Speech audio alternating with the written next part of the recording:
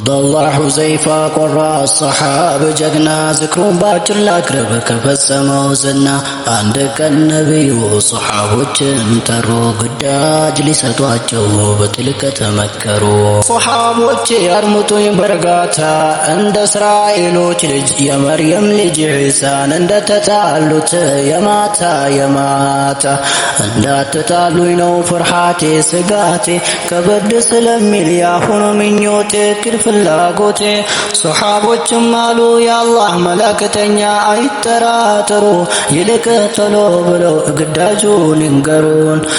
ነቢዩም 6 ሱሐቦች መረጡ ለአረብና ለውጭ ታላላቅ ነገስታት ደብዳቤ እንዲሰጡ።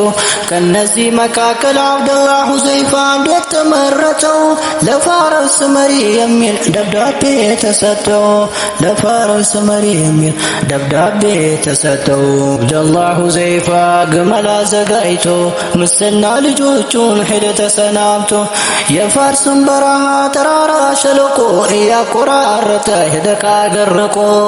ከንጉሱ ግቢ ሰዎቹን አገኘ መልእክት እንደያዘ ለመናቸውና ቶሎ እንዲያገናኙት ፈለገ ተመኘ።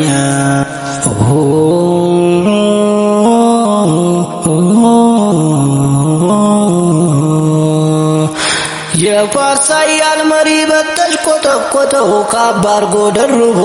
አብደላህ ሁዘይፋ ምናኛ ባላገር የአረብ ዘላድ መስሎ ፊት ለፊት ተያዩ።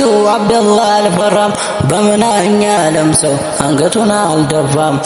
ኢስላም ያለበሰው ክብር አደለቦ በራሱ ተመካ ጥንካሬ ሆኖ። አንድ ወታደር መጣ ደብዳቤ ሊቀብ።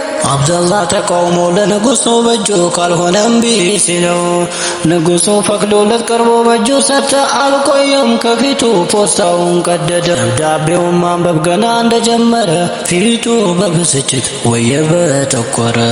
ጦማሩ ሲነበብ በአላህ ስም ጀምሮ ከአላህ መላእክተኛ የሚል ሐረግ ሰፍቶ ለአላህ የተገዛ ሰላም ይስፈንበት የሚለው ሲያነብ ቁጣው አየለበት። የሱ ስም በቅድሚያ ባለመጠራቱ ከንዴቱ ብዛት ተንቀጫቅጮ ጥርሱ።